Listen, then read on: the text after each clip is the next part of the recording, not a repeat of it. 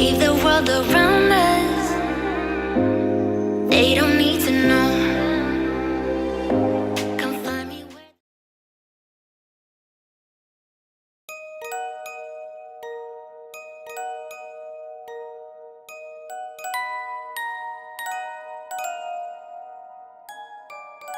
Masa SMA sepertinya adalah masa-masa terindah bagi kebanyakan orang di dunia ini. Hal-hal seperti cinta monyet, persahabatan, kekonyolan, dan bahkan kenakalan adalah faktor-faktor yang membuat masa SMA menjadi masa terindah dan tidak terlupakan. Tetapi, banyak sekali orang-orang yang tidak bisa merasakan indahnya masa SMA ini karena satu dan lain hal. Contohnya adalah Natalie Henderson, Carter Davis, dan Jeffrey Hazelwood. Natalie Henderson dan Carter Davis adalah dua orang remaja berusia 17 tahun yang berasal dari kota Roswell, Georgia, Amerika Serikat. Berbeda dari Natalie yang lahir dan besar di Roswell, Davis baru saja pindah ke kota itu untuk melanjutkan masa seniornya di River Ridge High School. Menurut beberapa orang yang mengenal mereka, Natalie dan Davis adalah siswa yang pintar dan populer di sekolah mereka masing-masing. Natalie dikenal sebagai ketua dari Roswell High School Color Guard, sedangkan Davis dikenal sebagai atlet potensial yang dimiliki River Ridge High School. Pertemuan pertama Natalie dan Davis terjadi pada bulan Agustus tahun 2016 saat mereka berdua sama-sama sedang mempersiapkan masa senior mereka. Jeffrey Hazelwood adalah seorang remaja aneh berusia 20 tahun yang tinggal di kota Roswell, Georgia, Amerika Serikat. Sifat dan kehidupan Jeffrey ini bisa dibilang sangat berbeda dengan Natalie dan Davis. Jeffrey pernah sekolah di dua sekolah militer dan dia tergolong sebagai murid yang biasa-biasa aja dan unpopuler. Setelah lulus dari sekolah militer itu, Jeffrey sempat menganggur selama beberapa tahun sebelum dia akhirnya mendapatkan beberapa pekerjaan. Kerasnya hidup Jeffrey sudah dimulai sejak dia berada di dalam kandungan.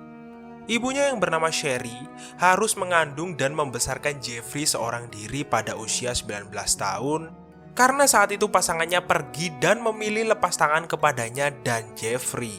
Dan keadaan ini semakin diperburuk lagi karena saat itu Sherry sering minum-minum dan mengkonsumsi narkotika. Membesarkan anak seorang diri bukanlah perkara yang mudah bagi orang tua. Apalagi saat itu Sherry masih berusia 19 tahun. Karena tekanan mental dan beban yang cukup berat, Sherry memutuskan untuk menitipkan Jeffrey yang saat itu masih berusia 6 tahun kepada orang tuanya yaitu Walter dan Martha Hazelwood. Meskipun dibesarkan dengan kasih sayang oleh kakek dan neneknya, Jeffrey selalu terlihat kesepian dan memiliki perilaku yang buruk. Menurut beberapa orang, hal ini disebabkan karena hubungannya yang dramatik dengan ibunya. Beberapa insiden tercatat terjadi karena ulah Jeffrey.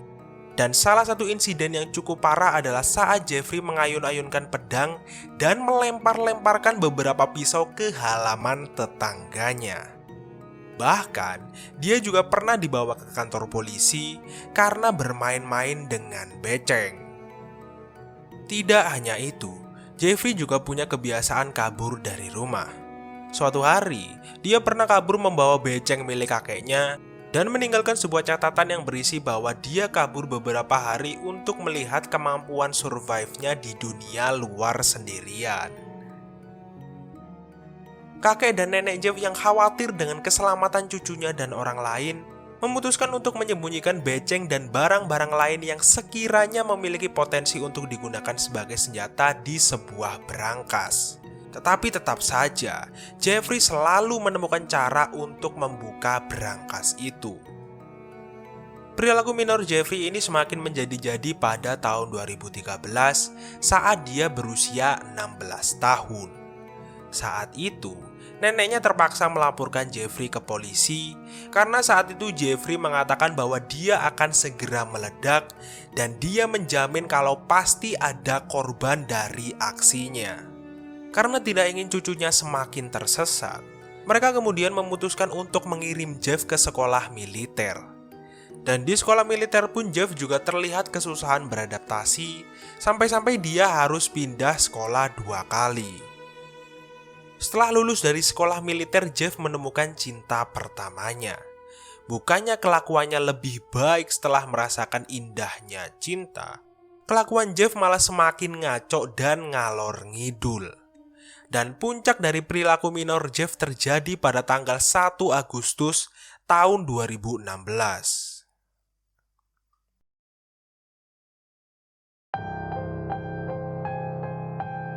Hari Senin tanggal 1 Agustus tahun 2016 adalah hari Senin yang berbeda dari hari-hari Senin sebelumnya.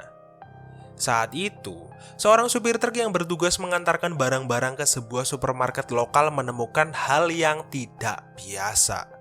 Pria itu melihat sesuatu yang janggal di parkiran supermarket saat dia sedang memarkirkan truknya di delivery area pada pukul 6 pagi.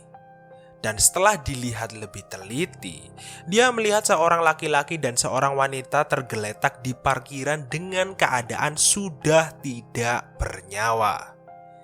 Yang bikin lebih merinding lagi, si pria itu ditemukan dalam keadaan memakai celana dalam olahraga saja dan dengan posisi tubuh yang membentuk salib.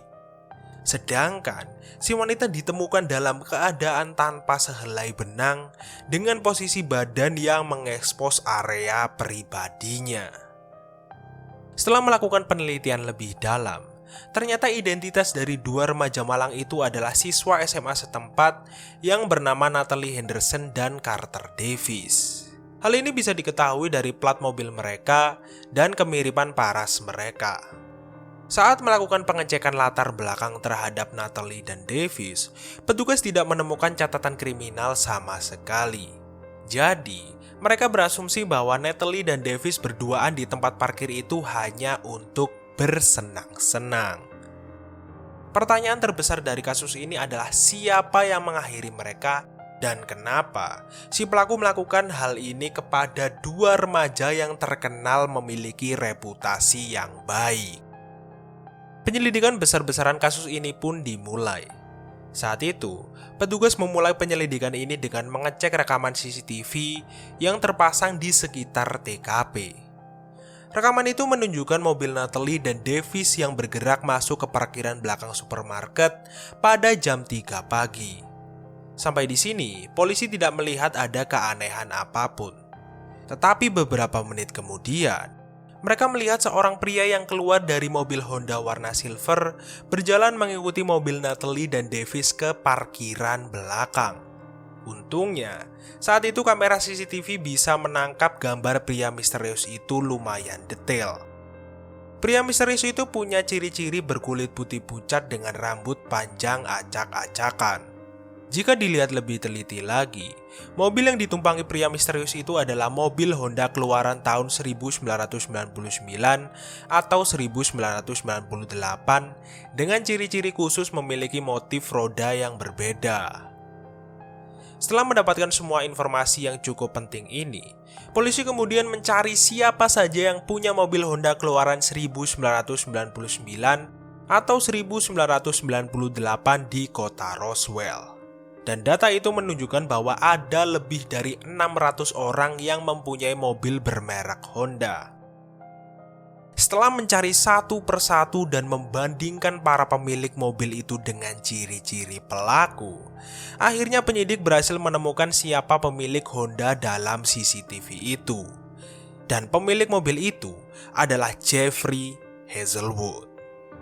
Tidak ingin membuang banyak waktu lagi, petugas polisi langsung menuju ke kediaman Walter dan Martha Hazelwood. Pasangan lansia itu kelihatan terkejut dan sangat bingung ketika mereka melihat beberapa polisi di depan rumah mereka. Dan ketika mereka ditanyai tentang keberadaan Jeffrey, mereka menjawab tidak tahu karena mereka telah mengusir Jeffrey 2 hari yang lalu. Meskipun tidak mengetahui keberadaan cucunya, mereka mengatakan kepada polisi bahwa kemungkinan besar Jeffrey sekarang berada di rumah pacarnya. Dan benar saja, saat mereka ke rumah pacar Jeffrey, mereka melihat mobil yang sama persis dengan mobil milik Jeffrey terparkir di pinggir jalan di dekat rumah pacarnya. Para petugas saat itu tidak ingin gegabah dan ingin memastikan dulu apakah mobil itu benar-benar milik Jeffrey. Jadi, mereka harus menunggu beberapa saat untuk melihat Jeffrey masuk ke mobil itu. Dan tidak lama setelah itu, Jeffrey kelihatan keluar dari rumah pacarnya dan memutuskan untuk pergi menggunakan mobil itu. Polisi yang tidak ingin kehilangan jejak Jeffrey pun memutuskan untuk mengikuti mobil Jeffrey sampai akhirnya berhenti di sebuah pom bensin. Tidak ingin mengambil resiko lebih besar, para polisi pun langsung menyergap Jeffrey yang saat itu baru keluar dari kamar mandi pom bensin.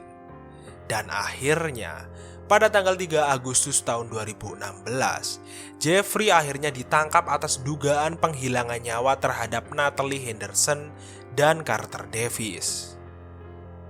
Ketika diinterogasi oleh detektif Jennifer Bennett, Jeffrey terus saja menyangkal bahwa dia telah melenyapkan Davis dan Natalie. Terlepas dari penyangkalan Jeffrey, detektif Jennifer tetap mencercar Jeffrey dengan banyak pertanyaan sampai dia mengatakan bahwa saat itu ada bisikan suara di kepalanya yang memerintahkannya untuk mendor dua remaja itu. Di dalam interogasi ini Jeffrey tercatat beberapa kali merubah pernyataannya, mulai dari dia tidak bersalah, dia adalah saksi, sampai ada seseorang yang memaksanya untuk melakukan tindakan keji ini. Keanehan yang dilakukan Jeff tidak berhenti di situ saja, di mana dalam beberapa kesempatan dia menjawab beberapa pertanyaan yang diberikan interrogator menggunakan aksen British. Padahal dia adalah orang yang lahir dan tumbuh besar di Amerika. Aneh kan?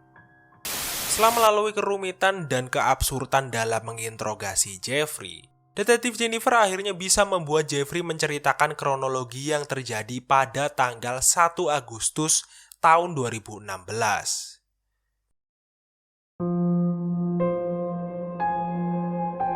Semua kengerian ini berawal ketika Jeffrey diusir oleh kakek dan neneknya. Untuk menjeningkan pikirannya, Jeffrey kemudian mengendarai mobilnya menuju Waffle House terdekat. Ketika malam sudah mulai larut, Jeffrey yang mulai ngantuk memutuskan mencari parkiran untuk memarkirkan mobilnya dan tidur di dalam mobilnya itu.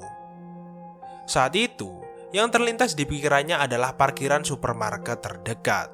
Jeffrey akhirnya tiba di parkiran supermarket ini pada pukul 3 pagi. Saat Jeffrey sedang duduk di dalam mobil sambil merenung dan tenggelam dalam kesedihannya, dia melihat ada dua mobil yang lewat di depan mobilnya dan dua mobil itu bergerak menuju parkiran belakang. Jeffrey yang merasa bosan dan kesepian pun memutuskan untuk keluar dari dalam mobilnya dan mengikuti dua mobil itu. Saat itu, Jeffrey melihat Carter Davis keluar dari mobilnya dan masuk ke kursi belakang mobil Natalie yang terparkir di sebelah mobilnya. Tidak lama kemudian, Natalie kelihatan merangkak dari kursi depan ke kursi belakang untuk duduk di samping Davis. Ya, kalian tahu lah ya, kalau ada cowok dan cewek duduk di kursi belakang mobil mau ngapain. Anyway, Jeffrey yang ingin melihat aksi yang dilakukan pasangan itu mengintip dari belakang electrical box. Tetapi karena dia tidak bisa melihat pertunjukan itu dengan jelas, Jeffrey yang melihat tangga di dekatnya memutuskan untuk menggunakan tangga itu dan memanjat ke atap supermarket. Niat ya.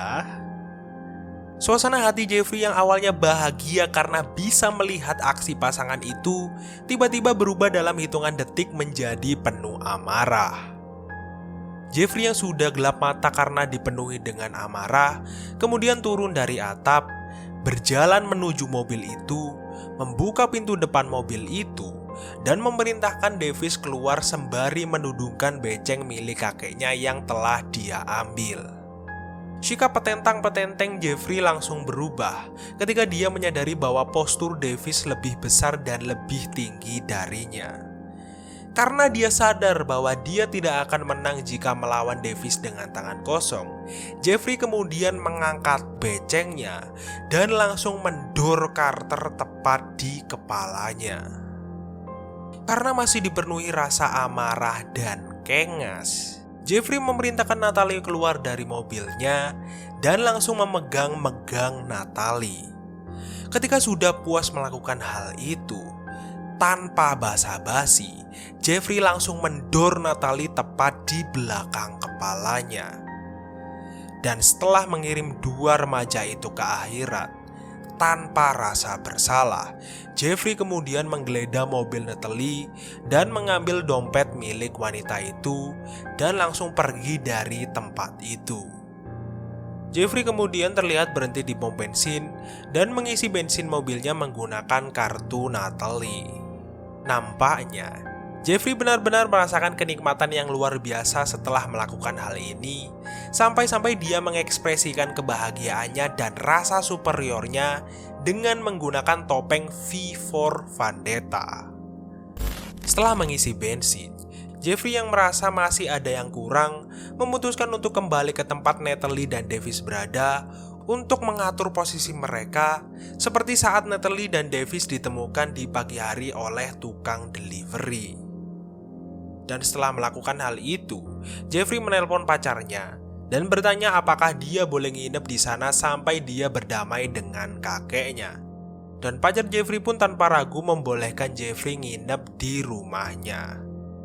And the rest of the story you already know.